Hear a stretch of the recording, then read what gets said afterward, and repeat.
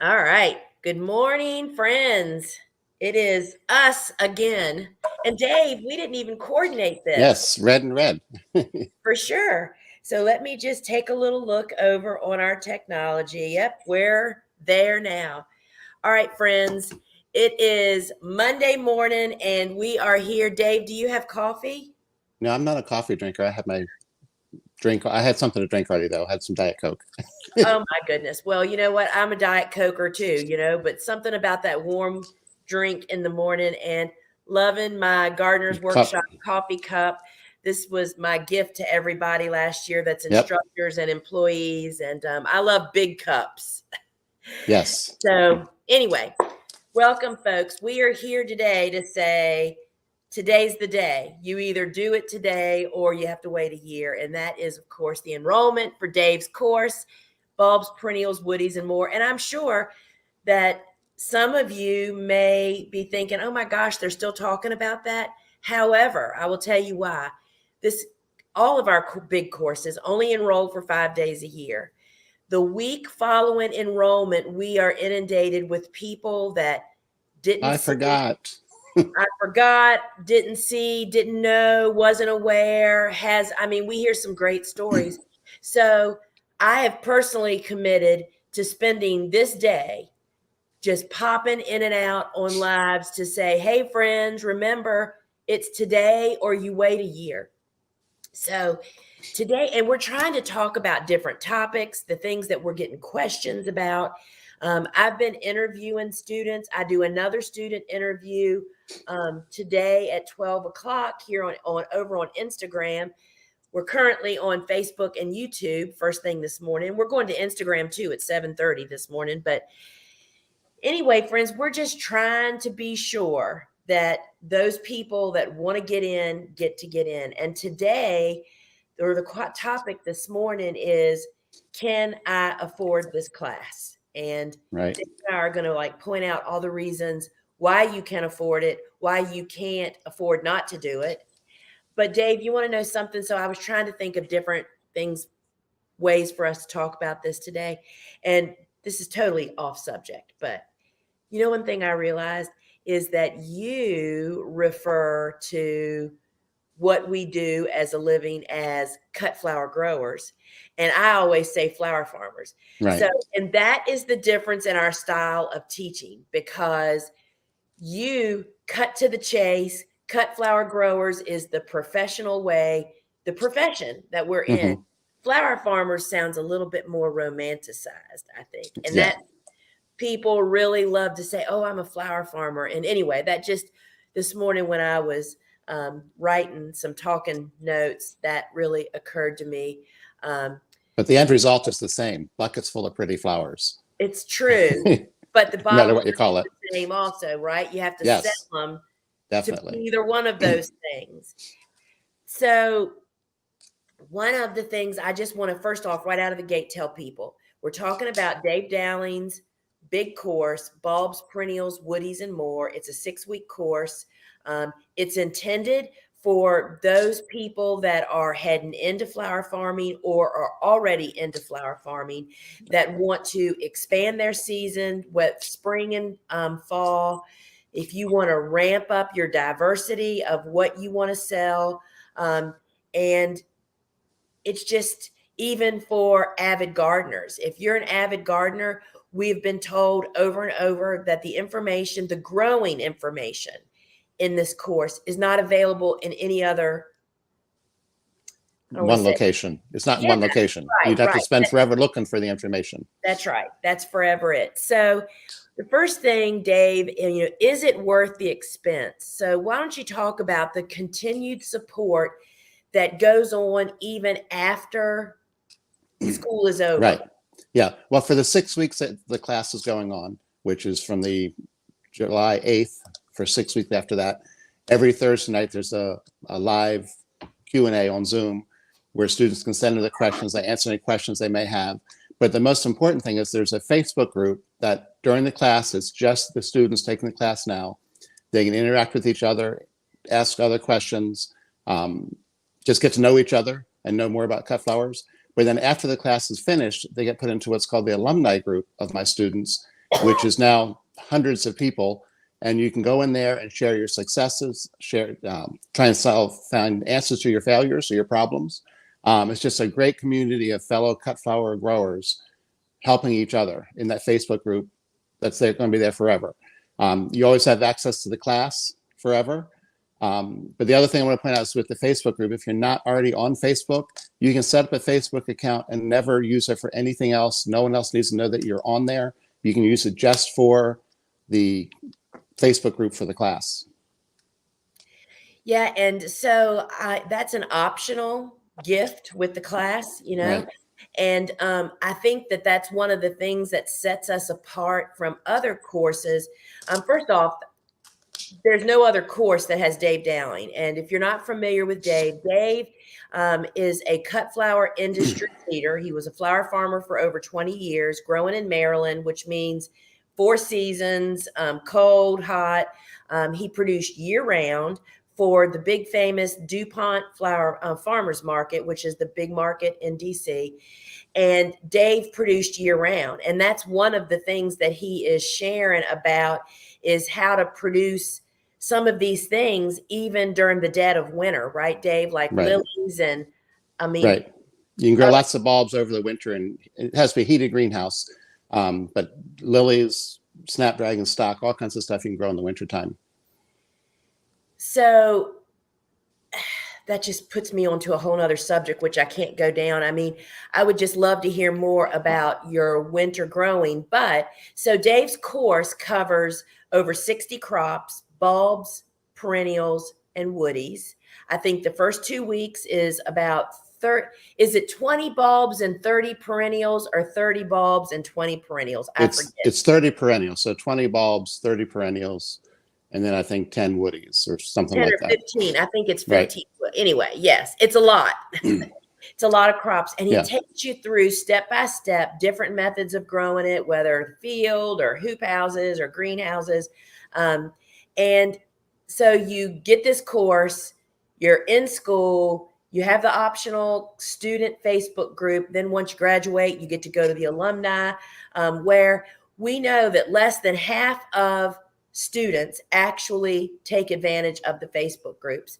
And I think it's because people just don't want to mess with Facebook. But friends, I am here to tell you, you can become a registered user and nobody in your family or your friends circle even needs to know about it.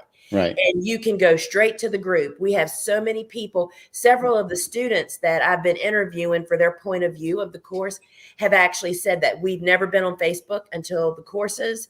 And the benefit is unparalleled. So the value of that continued support is absolutely phenomenal. And then Dave, talk about the savings on learning what to buy, where to buy it, and more importantly, what not to buy. Yeah, the biggest thing is what not to buy. I know a grower one time who had planted Nandina, which is that gets the big reddish orange berries, looks like a big great cluster of berries in the late fall, great for fall and Christmas. And she kept asking me, why isn't my Nandina growing? It was only like 12 inches tall. So I looked down and found a label on one of the plants, and it was a variety called, I want to say pygmy or pixie. I forget what variety it was, but it literally was meant to grow 12 inches tall and never get berries. It's just not the same variety as the domestica, which is the one you want to grow if you can use it as a cut. So that's the kind of stuff that I cover in the class. Another easy one for people to get the wrong plant is phlox, because there's tall garden phlox. You think of the varieties called there's one called David's Lavender and David and Bright Eyes. They're all tall, 3 feet tall, sometimes taller. But all these newer phlox varieties coming out, they're literally 12 to 15 inches tall. They're bred to be little short bedding plants in the garden, not meant to be a cut flower. So you got to make sure that you're buying the right plant. And I give, for pretty much every crop I talk about, what varieties you need to be buying.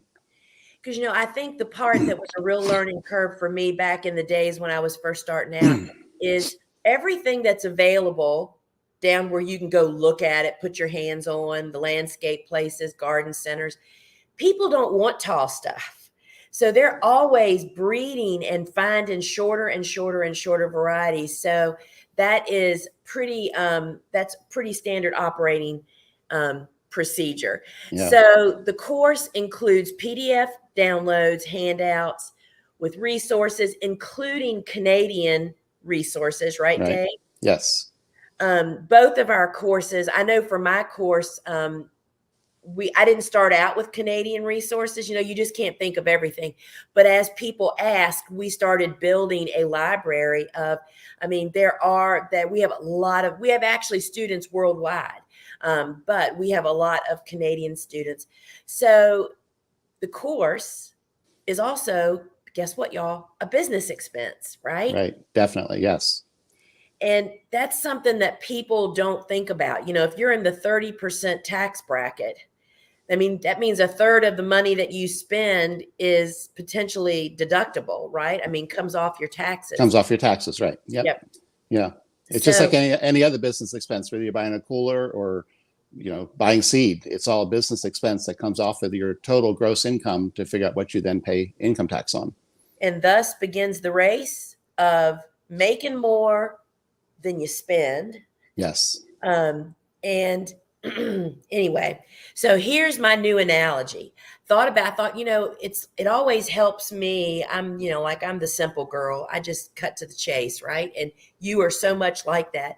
This morning I was thinking, trying to progress, particularly into bulbs, perennials, and woodies, um, without guidance I'm like thinking of a roadmap to success as a flower farmer or cut flower grower or having a GPS. It would be like going on a road trip without a map or a GPS. Right. Think about that for a minute. I mean, really think about, and I will tell you, rabbit hole, back when Cool Flowers launched in 2014, I went to a garden writers convention in Pittsburgh. And I happened to fly there on an airline that literally crashed and burned, not the plane, the company, while I was in Pittsburgh. So myself and Nancy Hugo, who is another really well-known garden writer that lives in Richmond, Virginia, she and I both we flew together. I mean, it was a dirt cheap airline. That's why it went under. Right. And anyway, we lost our tickets. There were no flights home. And this was like, I didn't even have a smartphone yet. I mean, that was only in 2014. I just had a flip phone. So we had no map. We had to find a car to rent to get home from Pittsburgh. And we had no map and no GPS. And let me just tell you, it was a gut wrenching ride home because you can find your way home. There's no question about that. Right. But it is not easy. And I feel the very same way about going through this journey of becoming a flower farmer, especially as you start ramping your business up. The reason you're ramping your business up is because your business is starting to work, right? Yes. As your business expands every year, I always used to say your business should expand at least 20% a year just because you have customers, your existing customers buying more and you find new customers.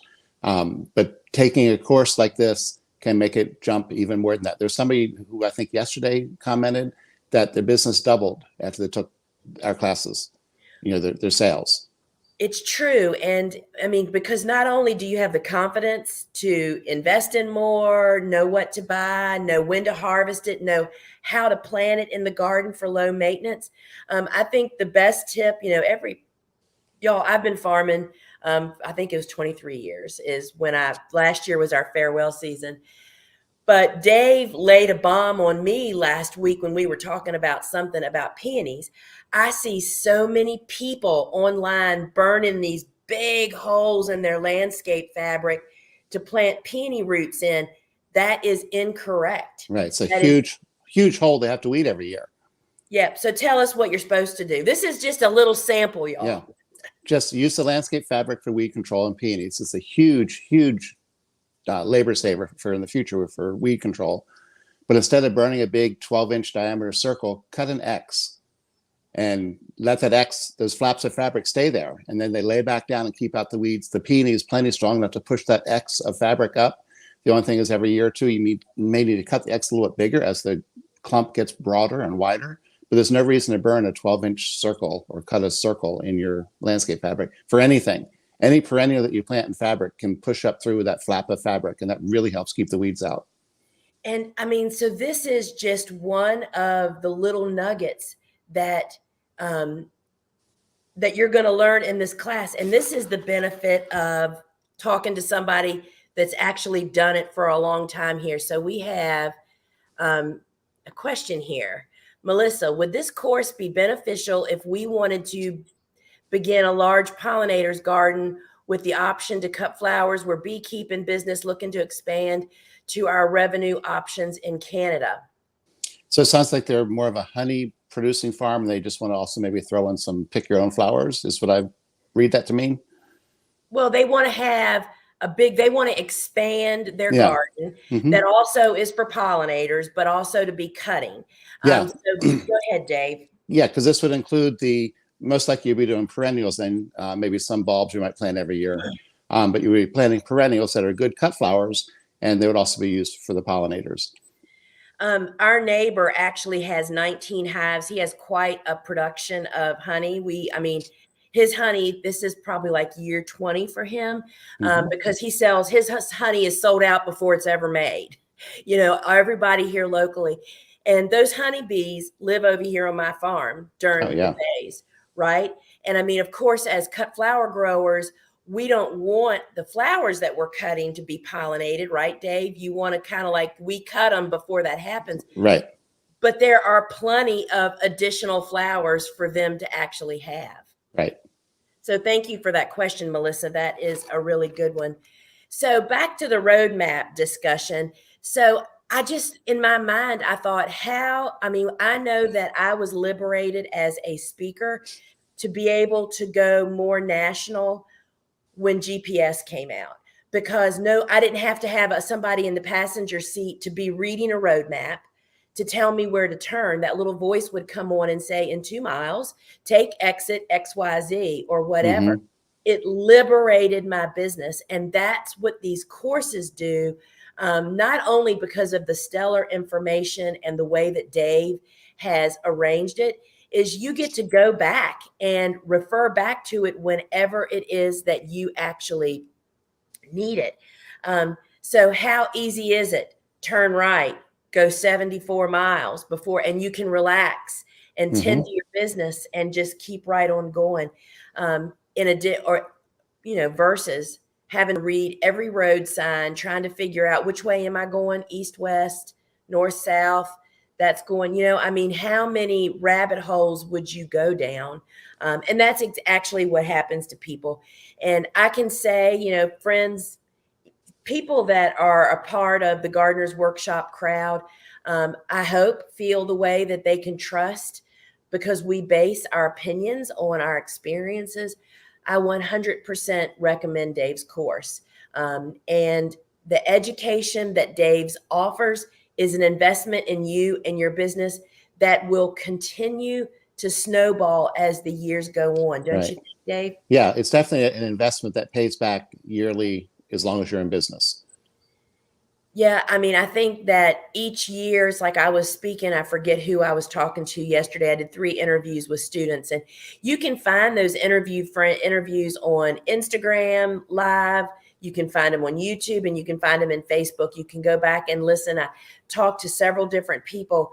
But it's just an investment in yourself. And they all talked about, it's like last year I grew XYZ, and this year I've ordered, tulips or woodies to show up this fall. And you just all of a sudden see them go from this meek little, I'm not sure what to do, to this excited, I just ordered 100 more peonies, because you have the confidence, right? Yeah, the confidence, I think, is a really big thing that both of our classes give people. They think they can't do it. They don't know how to do it. And we just basically, like you said, give them a roadmap. They follow that map, and then it works. So, something that I haven't really talked about at all during this run of our courses is, is related to the cost. One of the goals when I launched online courses back in 2017 was to do this in a manner to make it really affordable to the average person, that's heading into business, to make it a business expense that was affordable.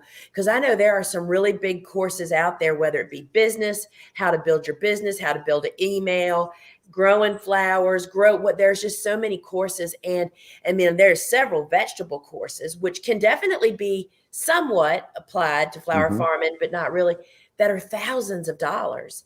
And my goal was that I was never in a position when I was just growing to be able to spend that kind of money on something I wasn't sure about yet. So our goal was to really provide affordable courses that are very stellarly focused on specific areas. Mine is the basics. Start your business, set up your farm, learn how to sell, get customers, harvest, all that stuff.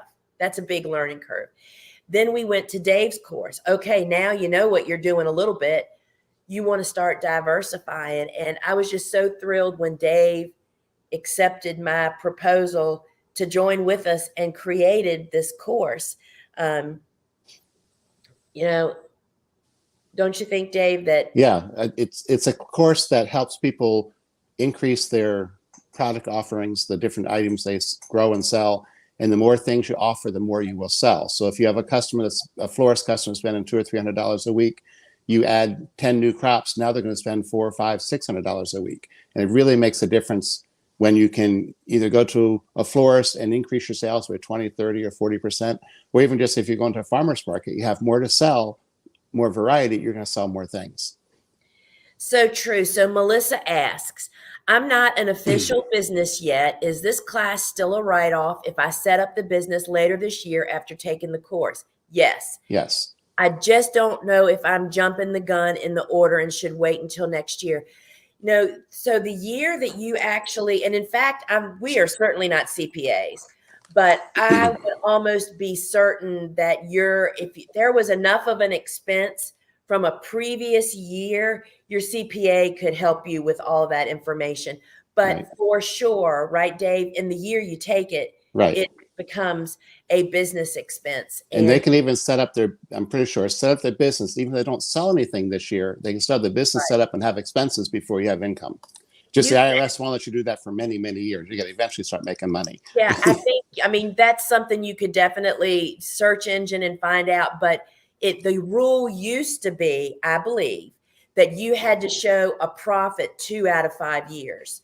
Right. So I'm not sure, if that's still true, but that's why, in my opinion, these people that dabble for a long time, they never quite make it. You have to say, today I'm making the decision to start my business. Yes. This is what I have to do. I've got to get legal. I've got to get insurance. I have to set up a checking account, and I've got to figure out what I'm doing and start doing it and get as many expenses under your belt as you can afford. Right. Because take advantage of those losses while you can. But I'm sorry, that's just the numbers in me coming out.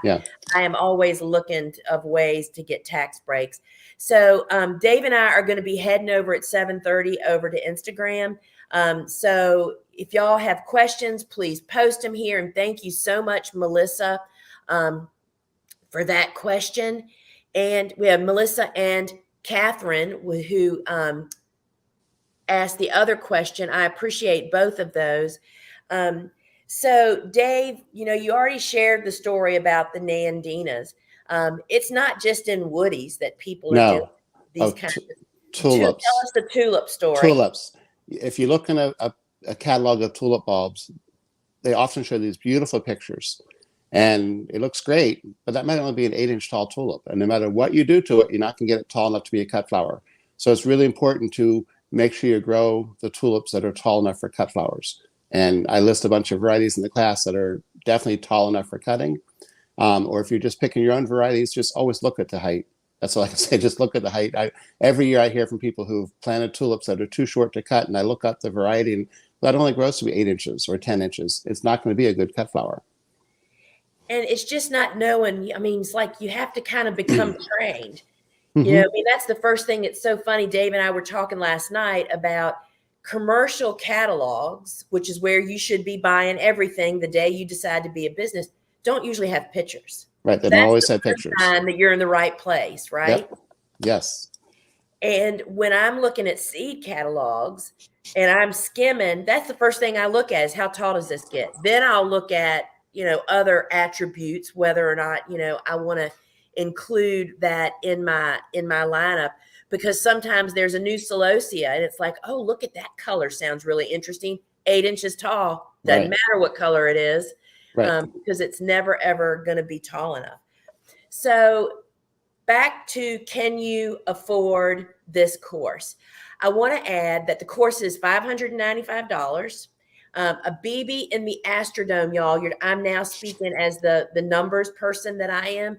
That is perhaps one morning at the farmer's market, 2 subscriptions. You will recoup that money in such a quick manner when you actually follow the course, right? But we also offer a payment plan. It's just one of the options. When you're checking out to get the course is available over at thegardenersworkshop.com. Just go to the online course. It's actually right on the homepage. Bulbs, Perennials, Woodies and More. Registration closes until next year, June 13th, which is today, at midnight tonight, Eastern time. So you need to get in there and register. School starts July 8th. Once a week, you get about 3 to 4 hours of short video sessions dropped in your online library. You have unlimited lifetime access. That means as long as you have internet and remember your login, and even if you don't remember your login, you just request it. You can log in and rewatch as many times as you want. And one of the things that we hear over and over, Dave, is I have Dave in my back pocket. Right. Yeah, because there's a phone app for the program that works great. Very easy to use.